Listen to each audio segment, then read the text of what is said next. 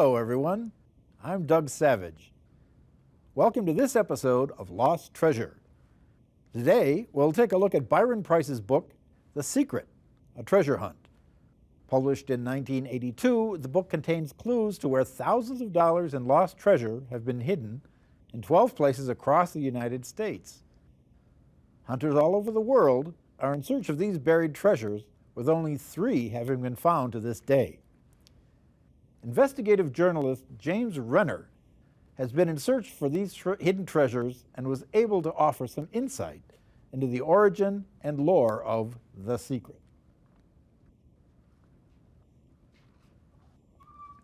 James Renner, who is an American author and investigative journalist, has done extensive research on The Secret for many years of his life.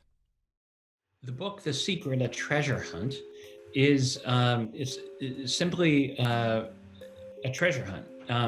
But the book itself is kind of like an encyclopedia of monsters and fairies and magical creatures of the New World. And the story behind it is that all these fairies and other creatures came from the old world into the new world and buried all this treasure. And what Byron was doing is creating an allegory, creating a myth around the real immigrants that came from the old world and settled in the United States. In fact, the book is dedicated to the Russian Jews who came to the United States to be safe and free, of which I think Byron is a descendant. So he was trying to create an allegory for the importance of immigrants in the United States culture. Byron's book was published in 1982. He packaged his book to be brought to a bigger publisher with a wider audience. By doing so, he would help split the proceeds for the book to catch as many sales as he could. He happened to notice the success of a book from England called Masquerade, which was a puzzle book out of England that had all these paintings, and if you could decipher the paintings, it would lead to the location of buried treasure. And in this case, I think it was like a gold necklace, I think, some sort of gold jewelry. And it became really popular, so popular, in fact, newspapers were covering it in the UK and talking about how people were digging holes all over England. And homeowners would get upset about that. So Byron saw an opportunity to do something similar here in the United States. And that's what he pitched to the publisher. And that's how it all came together. And he got a couple young writers from National Lampoon, which was a big, silly satire magazine from back then. And he had met John Jude Palancar, I think at like a writer's conference or something, and knew that he was extremely talented, and better yet, he was hungry for work, and so could be gotten on the cheap. And he, I think, knew Joe Ellen through circles in New York, and he had a friend do all the photography, and he did a lot of burying of the treasure himself, and he was able to put together, it was such a huge idea and such a huge book, and he was able to do it pretty cheaply. We ended up near one of the lions in the park up there.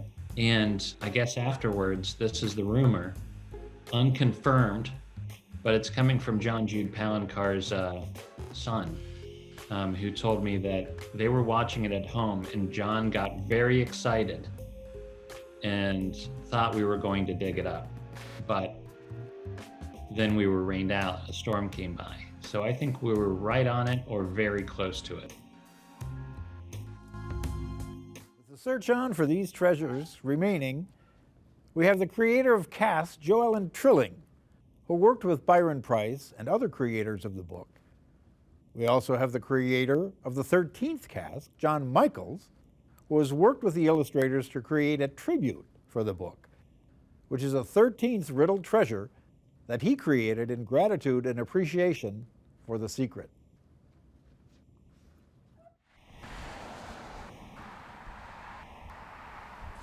Here at Milwaukee's Lake Park, where Milwaukee's treasure is presumed to be located, tribute creator John Michaels has how you could become a part of the treasure hunt yourself. those who don't know what The Secret is, it's a treasure hunt book that was published by Bantam, created by Byron Price and a number of other people on his team. And it was put out late 81, early 82, I believe. And it's a book, a tale, so to speak, of these mythical fair folk and their origins and why they came to the new country and why they buried their treasures here. And there are actual buried treasures in 12 different cities. 3 of them have been found. There's one here in Milwaukee, supposedly. And in the book, it gives you all the clues that you need to find and locate the burial spot for these fair folk treasure casks. The way the puzzle works is the book contains 12 images and 12 verses, along with some origin stories, a few maps, a few other things. But the important thing that people focus on are the images and the verses. And the instructions tell you that you match up one verse with one image, and those two together will lead you to the cask. And how they do that is there are hidden things inside the images that you will actually see on the ground when you're out looking in the right spot. Sort of like Highlights magazine used to do the hidden picture puzzles, something like that. So you'll kind of find things like the lion over to my right over there. The face of the lion is in the image. City Hall, Milwaukee City Hall is in the image. And then you have verse clues like view the 3 stories of Mitchell, which could be any number of things. It could be Mitchell Hall down the block. It could be the Mitchell Mansion on 10th and Wisconsin. It could be the Mitchell Domes, which are 3 stories of their own and have a view monument, a little wordplay. So there's a number of things that it could be. The way it works is as you go along your path, you're kind of pairing up these things you see in person along with the verse instructions that get you there. And as you follow them through, it should take you to the exact spot where you need to be. The cask that's buried here in Milwaukee, we feel is right here in Lake Park. A lot of things lead to this location. There's a lot of image matches here. There's a lot of things that kind of point to it being in this park, this Frederick Law Olmsted Park. There is a connection that we have to adhere to in all of these puzzles, which is the immigration connection. So at the site of the treasure ground, there will be some kind of immigration connection. The immigration origin for this city is, of course, Germany. And the connection to Lake Park here is that I guess you could call him the grandfather of the park system, Christian Wall, was very influential in saving this park, and he was influential in a lot of the park system here in Milwaukee. We don't know how many actual casks are in existence, but there are 12 buried. Some of the creators of the book were given casks as a present at the completion of the book.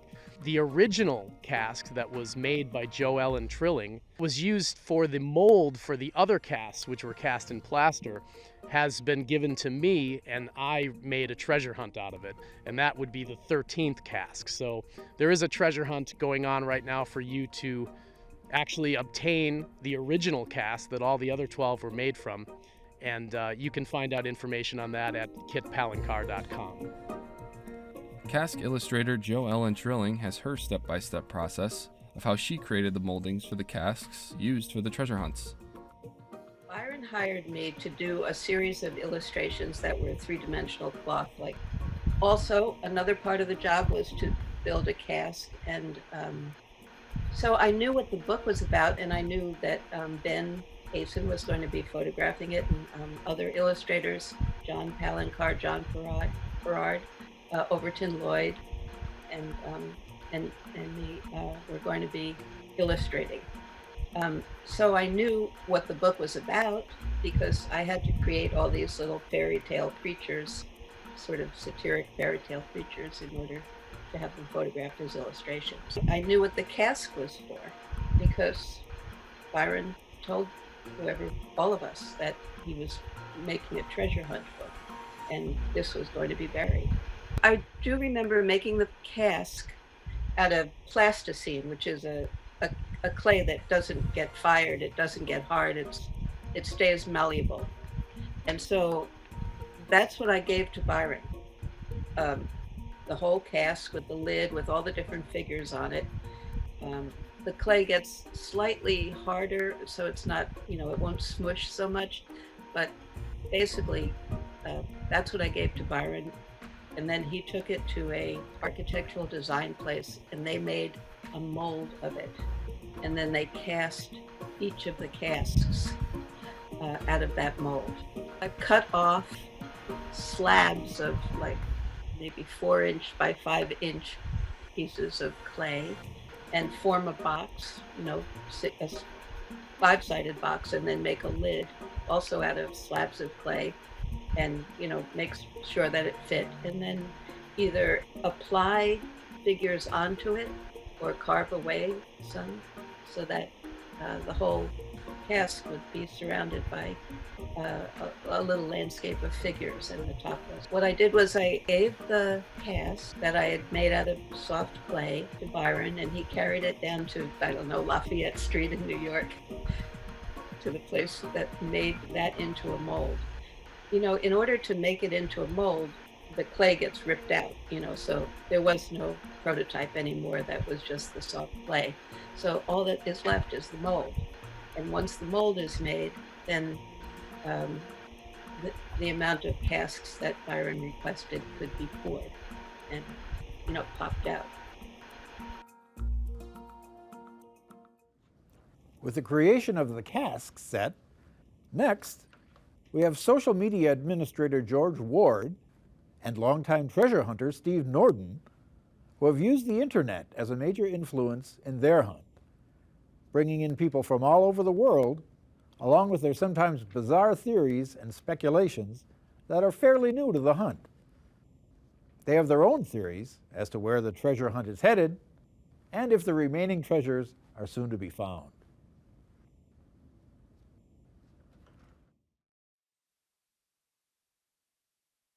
Social media organizer George Ward has been a huge part in the building of the online community for the treasure hunt.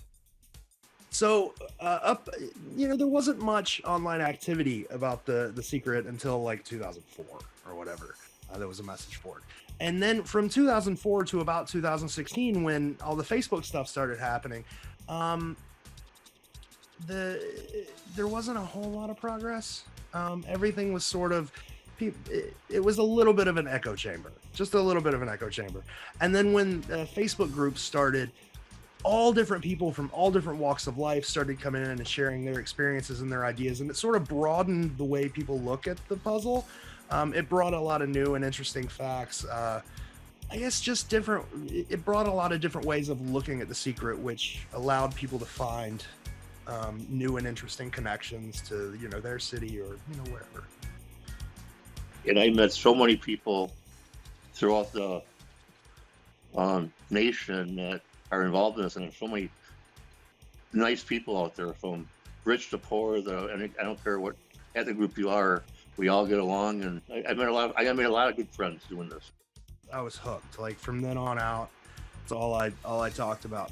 The problem with the secret, like 10, 15 years ago, was there wasn't a whole lot of information. Well, there was a lot of information about it, but it was kind of spread out, right? It was really difficult to find any place where you could just go and get all the information that you need. So me and a couple of my friends set out to do that. We set out to create a place where all of the information from the secret could be found. And in doing so, we created Facebook groups, we created a podcast, and that's how I sort of became the center of everything, the moderator of everything. Was just trying to create a place where one person could go and have all of the information that they needed to solve this puzzle.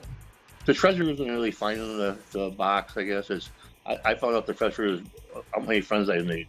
Narrow down your way of thinking.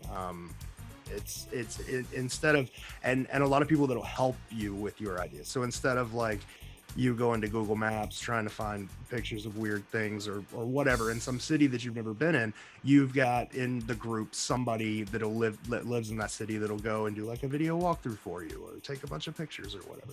So that's super helpful, at least. But no, is there one theory that, like, there's 3 of these treasures that have been found and the groups can't even agree on how they were found. So no, there is no underlying theory that everybody sort of agrees on. You talk to people in San Francisco you haven't even met, you're bound with them, and you say happy birthday to each other, a Christmas card, how's it going, anything new. I mean, you don't even know the person, but they do. I mean, we all get together and unite, I guess, which is a good feeling. I think it's the longest running armchair treasure hunt in America now. And Byron and John, the guys who created The Secret, they weren't really into treasure hunts, right? So because they weren't really into treasure hunts, they didn't know, the formula of how treasure hunts are supposed to work. They just created their own ideas. So The Secret doesn't really work anything like any other treasure hunts you're going to see. It's completely unique. And that's what makes it difficult. There's no framework for you to go off of to solve this. You have to figure out what the author and the painter wanted you to see. There's no shortcuts to it at all. The Secret, when Brian first did it, it was more he was promoting the book, and it was more of a promotion stunt to make his book sales, and it really was as successful as he wanted it to be, let me put it that way. And throughout the years, that the people like us that are in The Secret made it almost bigger than what it is, because people like mystery, humans like mysteries, and we like things to be solved, and that's the way it started. With all the theories and wild speculations set aside, 3 of the 12 treasures from the book have been found. Chicago and Cleveland's cask finders, Rob Roble and Brian Zinn, have some of their experiences to share from their lucky days when they unearthed their buried treasures. Chicago and Cleveland's cask finders, Rob Roble and Brian Zinn, have been the select few finders who have found the buried treasures. The day that I found the treasure, it was just a surreal moment, because up until that time, we really weren't sure if these things were actually buried or if the book was a hoax. One of the first things I would tell people that are searching for the treasure now is that please keep in mind that this is all fun. It's all for fun. The gems aren't as valuable as people think they are. The most valuable part of it is the story and the friendships that you make. There is a very good depository of information on the internet called The Secret Podcast. There's a podcast about it, but the actual website for the podcast has tons of information for you. On the day that we found the cask, we were quite excited to be going down there and digging it up now that we had an actual location for it. And we all took turns digging, and we were very excited. The further we dug and not finding anything, we got a little bit more frustrated. Even though the Chicago treasure was found when the book first came out, there was no internet back then, and there was just no way to know if it really was found. It was just a rumor. So when we found the treasure, my friend Andy and I, it was just so gratifying and just a wonderful, wonderful moment that we drove from New Jersey to Cleveland, Ohio, and we found this thing in one day, and it was just wonderful. There was lots of excitement, and we were thrilled, and it was very overwhelming. And even, like I said in the story before about the drive home, I mean, we were still excited hours after we dug it up. It'll tell you what other theories are out there, what has changed in the areas that over time. So things that were there are not there anymore, and sometimes there are things that are there now that weren't there at the time the book was written, which is very important when it comes to the clues. Since none of them also being found anywhere that we knew of, and back then there was no internet, and nobody really knew how to communicate about the treasure. I mean, I didn't find out about Andy and Brian's treasure in Cleveland, until like maybe 10 years after they had dug it up. And just not knowing the status of the other ones. Over the course of the years, it kind of just subsided. And I gotta say, I'm pretty happy that I kept everything, in a little box somewhere. And when I got back out of the military and moved into my own place, I took it with me and I just stuck it in the corner of something. So I'm kind of glad I have it. Actually, now I'm really glad I have it. With 3 treasures found, 9 remain yet to be discovered. As time goes on, more and more hunters begin their journeys in search of these remaining buried treasures. Will you be next? Unfortunately, that's all the time we have for today's episode of Lost Treasure. I'm your host, Doug Savage, and to all watching, we thank you and hope to see you next time. And to you treasure hunters, I wish you the best of luck.